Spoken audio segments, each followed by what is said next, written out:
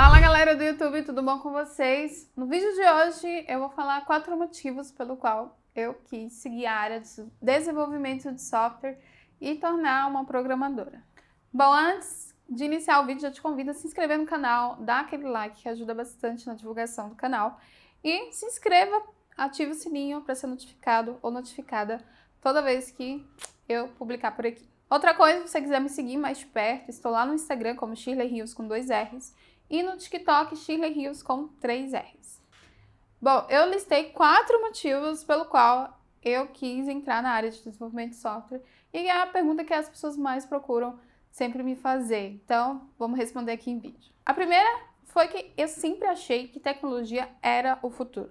Era algo que não ia morrer tão cedo e que ia ter mercado de uma forma exponencial para um profissional da área. Então, eu sempre enxergava dessa maneira. Acredito eu que uma das razões por eu pensar assim foi um tio que eu tinha quando eu era mais nova, ele já faleceu, e ele era totalmente autodidata.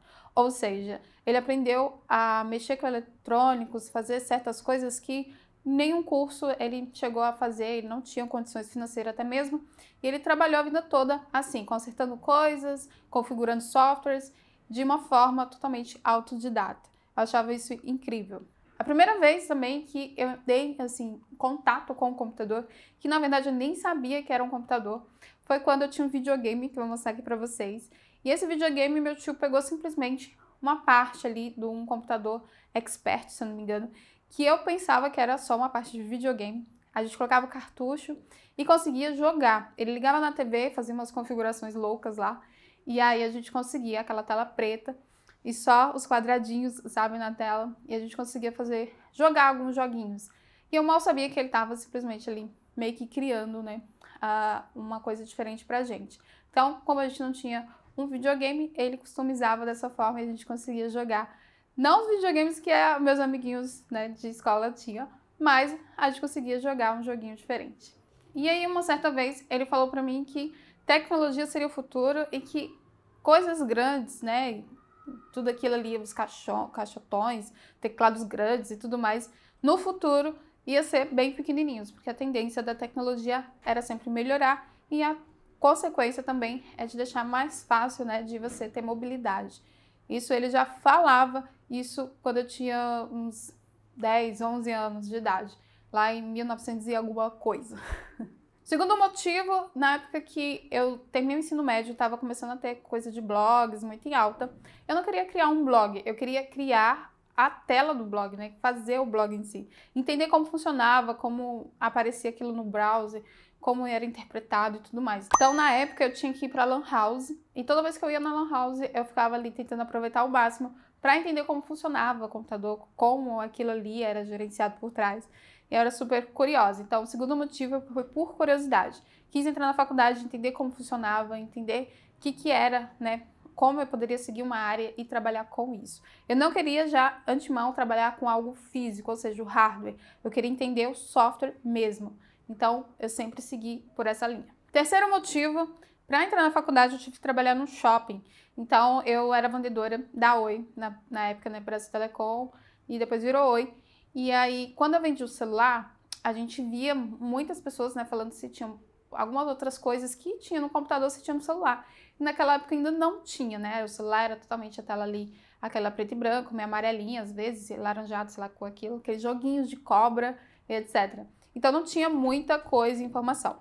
O Blueberry, esqueci o nome do celular, ele foi um dos que começou a ter a telinha mais colorida, chegou pra gente ali que já parecia um pouco mais assim, né? Você tendo uma máquina, tipo um mini computador na mão, mas nada muito avançado. E quando eu trabalhava no shopping, surgiu alguns programadores lá, e eles falavam, né, sempre a gente perguntava a questão salarial, quando eu ia fazer a inscrição, o cadastro dele ali para comprar um celular pós-pago, o salário sempre era, assim, muito interessantes, né, pra época.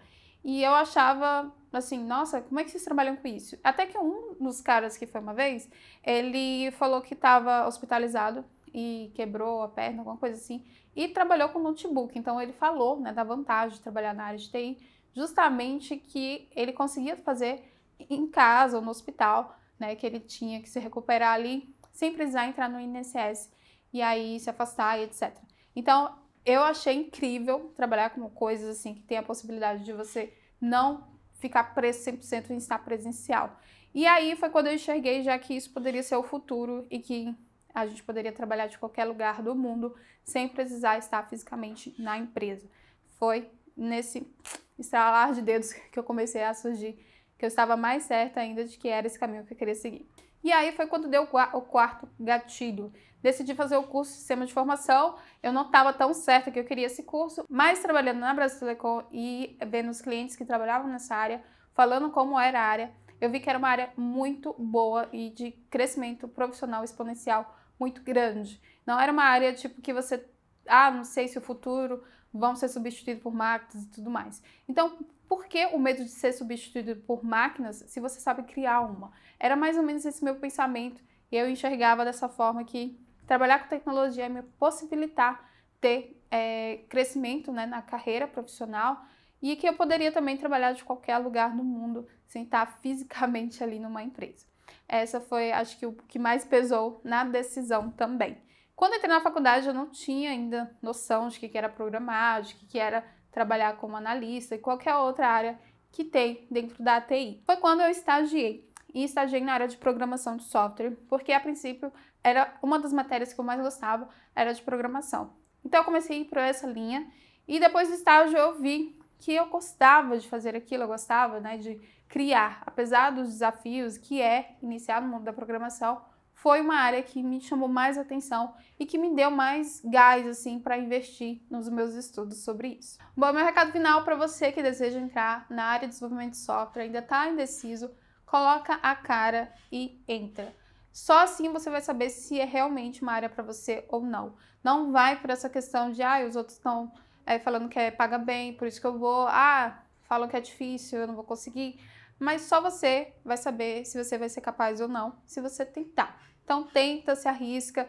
Você tá indo mais pela questão salarial? Ok, mas tente gostar. Se você não conseguir gostar dessa área, eu tenho certeza que você não vai conseguir fazer da maneira correta. E uma coisa é fato, você não precisa amar a área de programação, mas você tem que gostar pelo menos um pouco de querer estudar, procurar, né, buscar aprender. Senão você não vai ser um profissional completo, você não vai se desenvolver totalmente e por isso também pode ser que você não consiga bons salários e bons cargos. É por isso que existe também profissionais dessa área que são totalmente desgostosos e não gostam da área, porque na verdade eles não têm nem um pouco ali de interesse na área em si, apenas pelo fator salarial. Aí você já está se bloqueando para uma coisa que talvez você poderia dar o seu melhor em outras áreas.